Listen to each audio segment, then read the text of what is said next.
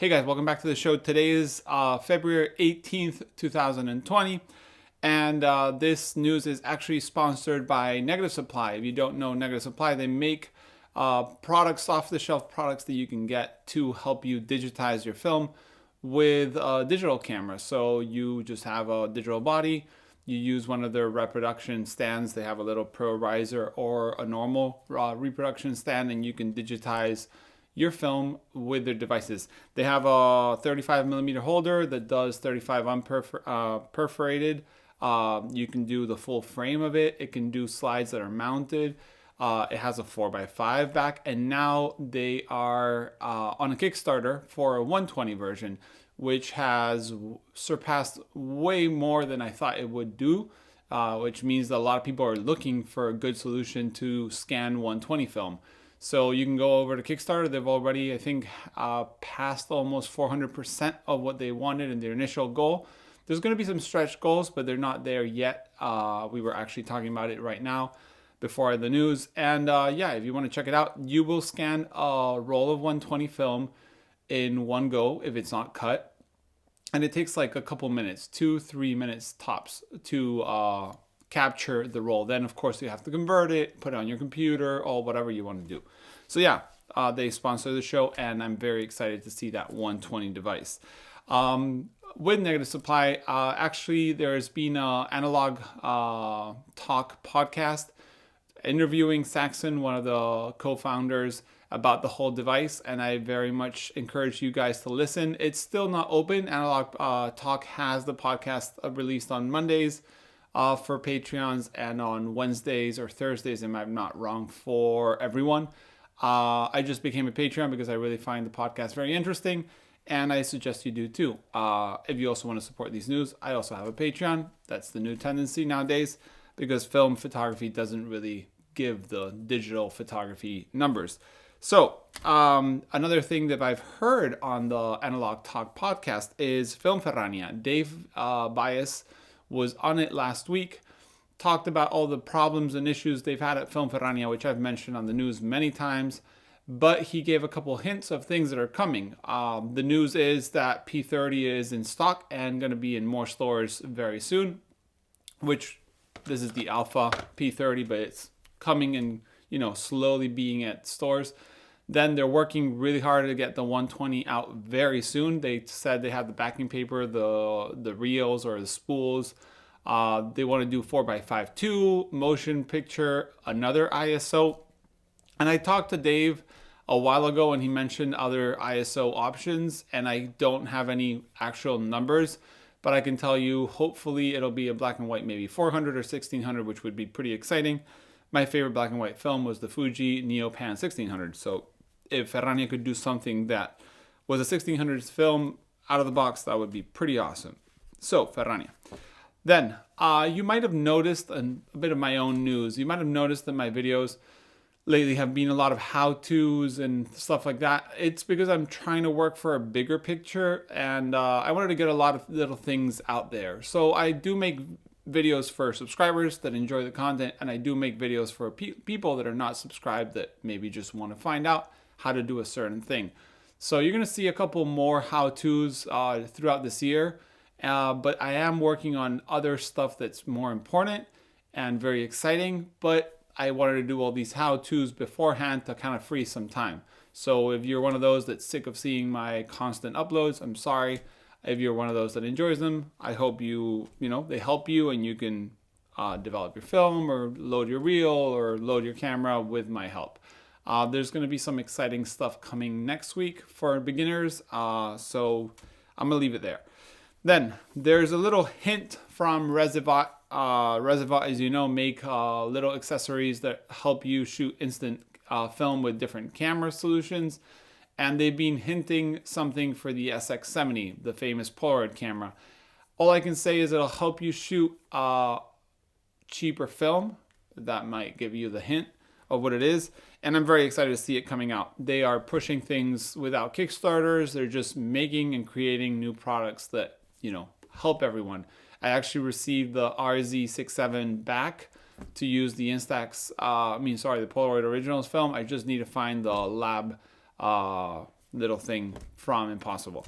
So then we have Camera Rescue has opened their summer program. They're looking for 13 people, some permanent positions, some part-time, some internships. So if you're interested in working at a film camera store or a camera store, or you want to be a repairman or repairwoman or whatever it is, I highly suggest you check it out. There's even some jobs that can be done remotely, which I think is pretty cool, that you could work for them and not have to move to Finland, which is not for everyone, but it's pretty fun, I have to say. So yeah, they've just launched 13 positions, part-time and full-time. I think that's pretty interesting. In the analog world, you don't see a lot of open job positions like that. Another one that's been open is Acros is looking for a chemist to work in their, I think it's Bad Saro factory, or maybe it's in their Switzerland factory, which is the old Ilford. So if you're a chemist and you like film and you maybe want to work in that, I would totally contact Acros and work there. Then we have Fujifilm has done their part on the CT scanner news about the fact that, yeah, CT scanners are really bad for your film, even for Instax film. So they released a little guide of how to do it. Basically, everything has to be hand inspected. A lot of people are concerned about this, that a lot of airports don't let you. I highly suggest you go with a lot of time, a lot of patience, and in whatever language you need it to be, some papers saying this is film, it can't be scanned. Get ready for a lot of questionings. People are telling you that you carrying drugs or whatever. They should have one of those devices that are like Spectrum, something that they like swab it and put it in the machine and it says there's no residue of bombs or drugs or whatever. But it's a major issue for everyone, from Instax shooters to film shooters to medium format, full frame, large format, all that stuff. So Fuji's done their thing. Kodak was the first, Ilford followed, and now Fuji. Then there's news from Fuji, but not from Fuji. Henning, a friend of the show and a really good a guy that knows all about the industry, has mentioned at Fotrio that Fujifilm Acros 2 will be in Europe very, very soon. So he said something around May or April, if I'm not wrong. So for those who want to shoot Acros 2, and remember it's in 35mm and 120, you will be getting it in Europe very soon. It's only available in Japan as of right now, officially. There's places like Armentita in Spain that have it. There's places like B&H that has it. Freestyle has it. So you can buy it if you want. It's just probably being imported some way or another, not the official route. So those are the news there. And then we have, okay, one of my patrons has contacted me about a possible solution for removing dust and scratches from film scans. So if you're like me and you're actually scanning your film with a digital camera and a negative supply or similar device, and you realize that there's no digital ice when you import into Lightroom, Photoshop, GIMP, whatever it is, now someone's trying to work for a tool that will help you recognize the dust and removing it. But they need to know what will be dust and what is grain. So for them to know, they're actually open a little submissions where you can send your scans, which would be like probably camera scans, and then before and after removing the dust. I know it's a little bit cumbersome for a lot of people because once you take off the dust, you don't want to go back to it. But some tools like Lightroom are not permanent damage, so you can go back and export with dust, without dust, and send it. The more people that send these little pictures of and without dust, the better this algorithm will get, and very soon we'll see it implemented to a major program. I'm not supposed to say who it is, but you guys probably already can assume that yourself. But yeah, very exciting. Hopefully that will really go well with things like the Negative Supply, Pixelator, the Negative Lab Pro, or the Film Lab app from Abe. And to be giving news about that, because last week I didn't have all the details about that. It's come out. It's the version now, you have it on Mac and PC, so you can put it on your desktop, and it's really simple. You open the app and you basically drag your raw color negative onto the window, and boom, it converts it. And then you can start playing around with contrast and the color balance if you want it one way or the other. It's still in sort of beta because I tried it yesterday and it didn't really work so well with D800 files, but Abe's working on it and it's pretty nice to see. It will be an option to the Filmlab, Negative Lab Pro. So, and it will just work on your desktop. So you don't need Photoshop or Lightroom license or Capture One or anything. You just could do it on your desktop.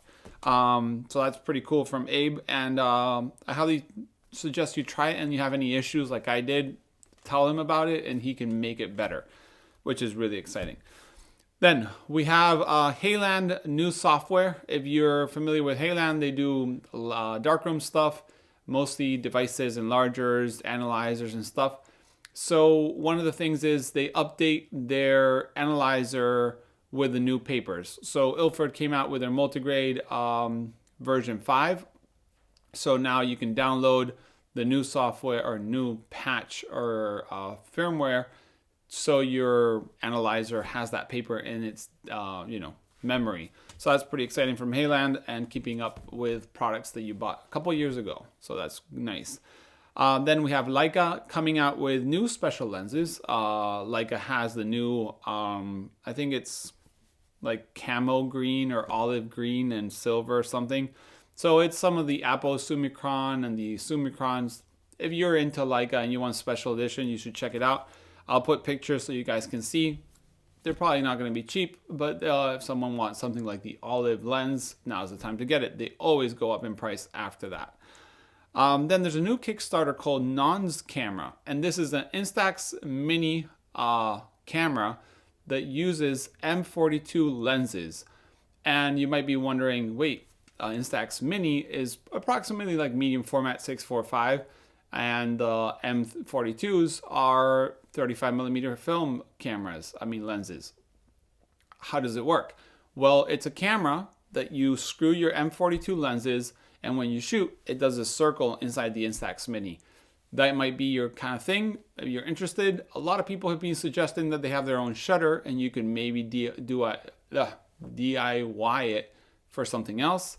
Whatever reason you want, you can back it. It's on Kickstarter. Do remember, Kickstarter campaigns are not a store. It might not work and you might not ever get a thing, or it might work and you will get your thing. Just, be aware of that before you put your money down. It's not something that's in production yet. Then we have Morten 3D. So remember last week I mentioned the 3D cameras that Morten had put up. He's made I think it's Will Travel 8x10. So if you want to 3D print an 8x10 camera, he's got it there, just so you guys know. It's a point and shoot sort of style. You can have the helical so you can focus, but you can't do any movements or anything like that. And last but not least, remember last week I mentioned Brooklyn Film Camera had done an Instax hack. After that, some people have been writing me that it's basically the Instax wide put on a 4x5, and they put a video of someone doing it on YouTube. And then what they do is with an X-Acto knife, they cut the white border. And suppose the Instax wide film has around 3mm to each side. So it's not like a peel apart FP100C, but it's close enough. It's just a couple millimeters one way and the other. It looks much cleaner without the white frame, in my opinion. So thanks to everyone that let me know about that. It was very interesting, and I will be trying out very soon. Another thing, I noticed that Camera Store had these mugs. I bought one myself, Agfa Optima 400 for coffee, or any other beverages you might drink, which I think is very cool. It's not sponsored. I paid it myself. I thought it was cool. I got it for the news, part of the look. So yeah, guys, thanks for watching. And remember, you have the email to send any email below. Thanks, Negative Supply, for sponsoring the news. Also, remember, they have a Kickstarter going on that is very exciting, and I highly suggest you back it. So yeah, guys, thanks for watching, and see you in the next one.